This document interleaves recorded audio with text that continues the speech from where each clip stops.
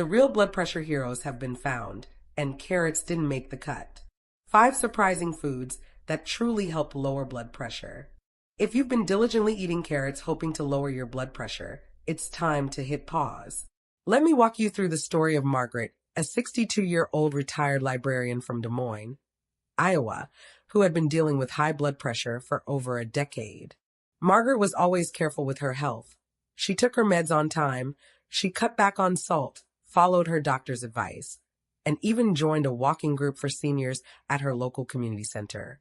But despite her best efforts, her blood pressure readings continued to bounce around like a rubber ball at a children's birthday party, sometimes too high, sometimes lower, but never quite stable.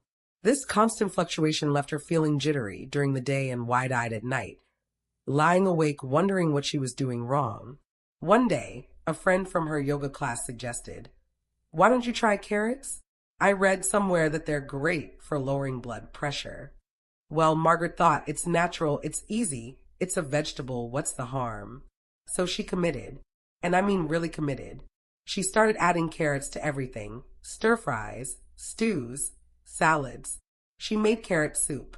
She blended raw carrots into juice every morning and sipped it like an elixir of life. For 3 whole months, she stuck with her carrot crusade. The result? Not only did her blood pressure refuse to budge, but her stomach started acting up. She felt bloated, her appetite went down, and she often felt drained of energy. Her spark dimmed. Eventually, her family convinced her to go in for a checkup. The results were eye-opening. Her potassium levels were too low, and her digestion was out of whack. When she told the doctor about her carrot overload, he chuckled and shook his head, not unkindly. "Carrots aren't the enemy," he said, "but they're also not the main players when it comes to naturally lowering blood pressure." The carrot myth and why it's misleading. Many people, just like Margaret, fall for health claims that sound harmless and convincing. After all, it's a vegetable. It must be good for you, right? Well, yes, but not for everything. Carrots actually don't contain that much potassium, only about 320 milligrams per 100 grams. That might sound like a lot, but it pales in comparison to some lesser-known veggies that pack a real potassium punch. Not only that, carrots have a relatively high glycemic index. That means when you juice them, especially without fiber, they can spike your blood sugar quickly. And higher blood sugar can lead to more pressure in your blood vessels. So, ironically, carrots might make your blood pressure worse, not better, if overdone. Let's be real for a second. Just because something is labeled a vegetable doesn't make it a blood pressure miracle. Some veggies are there to give you fiber, some give you vitamins, and only a select few actively help to relax your blood vessels, calm your nervous system, and support sodium excretion. That last group? That's where the real magic happens for blood pressure control. The real problem? Not too much salt, but too little potassium. We've all heard the lecture, cut the salt. Yes, sodium plays a major role in hypertension, but that's not the whole story. Many experts now agree that potassium deficiency is an equally serious and often overlooked factor in blood pressure management. Potassium works like the calming ambassador in your bloodstream. It helps your kidneys flush out excess sodium, reduces swelling, lowers the pressure inside blood vessels, and helps them relax. The World Health Organization has even stated that a potassium-rich diet can lower blood pressure as effectively as some prescription medications. Yet here's the twist. The typical Western diet is high in sodium and low in potassium. We love our processed foods, salty snacks, frozen dinners, deli meats, sauces, and cheeses. And all of that adds up to way more sodium than potassium. Over time, this imbalance puts strain on the arteries, and it shows up in our numbers at the doctor's office. So yes, you might be taking your pills, eating low-sodium foods, even skipping the chips. But if your potassium intake is low, it might not be enough. Is your body starving for potassium? Watch for these 4 clues. Potassium deficiency doesn't always scream loudly. Often, it whispers through subtle signs we chalk up to age or stress. Look out for these common symptoms. Tingling in hands and feet, muscle weakness. Low potassium interferes with nerve and muscle function, like a battery losing its charge. Heart palpitations or irregular heartbeat, potassium plays a key role in conducting electrical signals in your heart. A shortage can throw your rhythm off.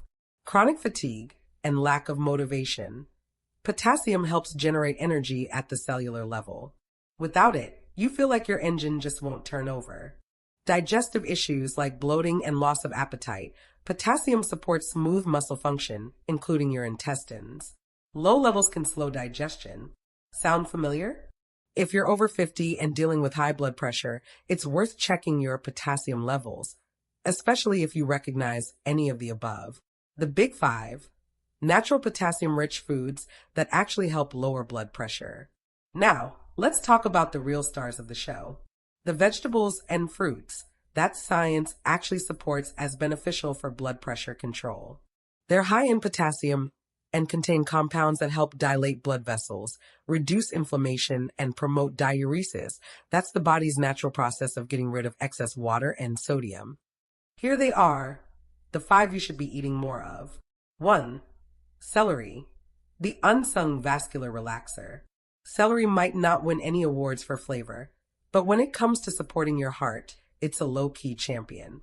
It's not just the potassium, 260 milligrams per stalk, that helps. Celery contains phthalides, plant compounds that naturally relax the tissues of the artery walls, making blood flow more smoothly. It also contains apigenin, a flavonoid that fights inflammation and oxidative stress. A study published in the Journal of Natural Medicine found that celery extract helped reduce blood pressure in participants with mild hypertension by relaxing smooth muscle tissue and blood vessels. Best way to eat it? Lightly cooked, like in stir-fries with beans, soups, or with tofu. Celery juice is trendy, yes, but if you have a sensitive stomach, it might cause discomfort due to its cooling nature. And overdoing raw celery can upset the gut in some folks. Tip: combine with warm ingredients like ginger or lentils to balance it out. 2. Bitter melon, the intense veggie that works double duty. Okay, here's one that's a bit of a wild card: bitter melon. It's more commonly eaten in Asian, Caribbean, and African American households, but it's slowly making its way into Western kitchens. Yes, it's bitter. Extremely so. But don't let the taste scare you off. That bitterness is where the healing lives. Bitter melon contains charantin and mamorticin, which help regulate insulin, reduce inflammation, and relax blood vessels. In one small study from the National University of Singapore, 150 grams of bitter melon daily lowered systolic blood pressure by an average of 8 millimeters of mercury in just 3 weeks. Blood sugar levels improved too, making this a 2-for-1 deal for people with both hypertension and prediabetes or type 2 diabetes. How to eat: slice thin, stir fry with eggs or lean meat, or boil and toss with sesame oil. You can also add a dash of honey to temper the bitterness. 3. Swiss chard, the magnesium-packed power green. Swiss chard is like spinach's more sophisticated cousin, colorful, robust, and full of nutrients. 1 cup cooked gives you nearly 1,000 milligrams of potassium and a healthy dose of magnesium, another mineral that helps regulate blood pressure. Chard is rich in nitrates, which improve nitric oxide levels in the blood. Nitric oxide relaxes blood vessels and improves circulation, lowering pressure on the cardiovascular system. Try this: sautéed with garlic and olive oil, added to soups, or blended into smoothies. 4. Dandelion greens, the natural diuretic. Yes, those weeds in your yard. Dandelion greens are packed with potassium, over 400 milligrams per 100 grams, and have been used in traditional herbal medicine as a natural diuretic for centuries. They help flush out sodium and water, reducing fluid volume in the bloodstream, a simple and natural way to lower blood pressure. How to enjoy: sauté with mushrooms, mix into salads, or steep dried leaves in hot water for a mild detox tea. 5. Arugula, the spicy leaf with a vascular edge. Arugula might seem like just a peppery salad green, but it's actually rich in nitrates, just like beets. These nitrates help your body produce nitric oxide, a vasodilator that can help open up stiff blood vessels. A study from the American Journal of Clinical Nutrition noted that daily consumption of nitrate-rich veggies like arugula, beet greens, and kale led to a significant drop in systolic blood pressure after just 1 week. Enjoy it raw in salads, on sandwiches, or lightly wilted in pasta dishes. Final thoughts. It's not just what you remove, it's what you add. Margaret, our retired librarian, eventually moved past her carrot phase. With help from her nutritionist, she started incorporating foods like Swiss chard, celery, and a little bitter melon into her meals. And within 2 months, her blood pressure readings started to level out. More importantly, she felt calmer, more energetic, and more in control. Yes, reducing salt matters, but boosting potassium is equally, if not more, important. Next time you feel overwhelmed by health advice, just remember, nature has already given us an incredible toolkit. We just need to know which tools to pick up. And if you're ready to get serious about your blood pressure, don't chase fads. Just go back to your kitchen, open the fridge, and start where it matters most. Hi everyone. Thanks so much for tuning in today. Grab a cup of tea or water, sit back, and let's talk about something that's been making the rounds in wellness circles. And honestly, it's time we set the record straight. A lot of people, well-meaning folks like your neighbor Susan, or your Uncle Joe who's recently retired and suddenly obsessed with natural health, they've been telling everyone to eat more carrots to lower blood pressure. You've probably heard it yourself. Carrots are high in potassium, they say. They'll help bring that pressure down. Sounds healthy, right? Well, here's the truth. They've got it wrong. Let's break it down. Carrots do contain potassium, sure, but let's not get ahead of ourselves. Per 100 grams, which is roughly a small handful or a modest-sized serving, carrots offer about 320 milligrams of potassium. Now, that may sound like a lot if you're just eyeballing numbers, but let's compare that to other vegetables. Spinach, for instance, clocks in at over 550 milligrams per 100 grams. Swiss chard, around 500 to 600 milligrams. And good old celery, yes, the one you usually only see paired with peanut butter, comes in higher too. So if we're really talking about vegetables that pack a potassium punch, carrots are not at the top of the leaderboard. But that's just one part of the story. What most people don't realize, carrots also have a relatively high glycemic index. That means they can cause your blood sugar to spike, especially when consumed in a certain way. Now, let me pause and say this. I'm not talking about munching on a raw carrot stick or two with your lunch. That's fine. I'm talking about people who juice carrots a lot. Drinking a glass of carrot juice might feel like you're doing something incredibly healthy, but in reality, you're flooding your system with sugars and removing most of the fiber that helps regulate how quickly that sugar hits your bloodstream. That sudden blood sugar spike? It can actually cause your insulin levels to shoot up, which may indirectly influence your blood pressure in the wrong direction. That's right. The very thing you thought was helping you could actually be working against you. And then there's the temperature nature of carrots.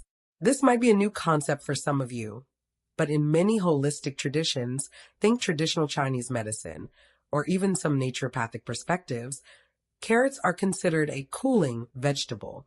They're a root, they grow underground, and they're naturally on the cooler inside of the dietary spectrum. Consuming too many cooling foods, especially in colder climates or for people with sensitive digestive systems, can contribute to stomach discomfort, bloating, or even slow digestion over time.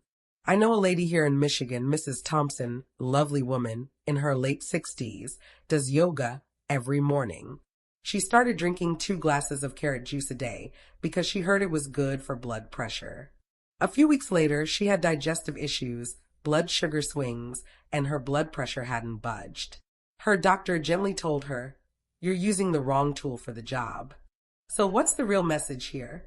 As physicians and dietitians around the world keep reminding us, managing blood pressure isn't about obsessing over a single food. There's no miracle vegetable, no superfood that works in isolation. It's about the whole picture. Your overall diet, your stress levels, your sleep, your physical activity. And more importantly, it's about balance and consistency. Sure, potassium plays a role, but blindly increasing your potassium intake isn't safe for everyone. 3 groups of people who need to be extra careful with high potassium foods. Let's talk about this because it's really important. People with kidney issues. Your kidneys are your body's filtration system. They help flush out excess potassium. But if your kidneys aren't working properly due to chronic kidney disease or other conditions, then all that potassium you're taking in, it doesn't go out.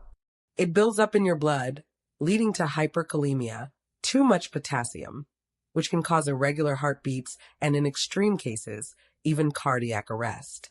People taking certain blood pressure medications, some meds, like potassium-sparing diuretics or ACE inhibitors, for example, drugs like lisinopril or captopril, can already increase potassium levels in your body. So if you're on these medications and then go all in on bananas, sweet potatoes, spinach, and carrot juice, you might push your potassium levels too high.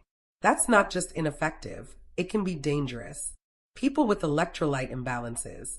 This includes folks with long-term illnesses, the elderly, and even people recovering from intense illness or dehydration. Their bodies may have trouble regulating sodium, potassium, and other minerals. For them, supplementation, even through food, needs to be closely monitored by a healthcare provider. And no, gulping down potassium tablets or using potassium-enriched salt substitutes without medical guidance is not the answer. You're not just risking tummy troubles. You're potentially playing with fire. So what can we do instead? The answer is so simple it's almost boring, but it works. Pushpin eat a balanced, varied diet. Pushpin include a rainbow of vegetables. Don't put any one veggie on a pedestal. Pushpin stay hydrated. Get some gentle movement every day. Pushpin sleep well. Pushpin, and most importantly, stay consistent. Let me say it louder for the folks in the back. There is no magic smoothie, no miracle root, no ancient herb that will fix your blood pressure overnight. Long-term health is about tiny decisions made every day. What's on your plate, how you wind down at night, whether you go for that 10-minute walk after dinner. That's the medicine. Now, before I let you go, let's talk briefly about 5 foods that truly do support healthy blood pressure, but again, not miracle cures, just helpful allies. Leafy greens like spinach, kale, and arugula, naturally high in potassium and magnesium. Berries, especially blueberries and strawberries, full of antioxidants that help protect blood vessels.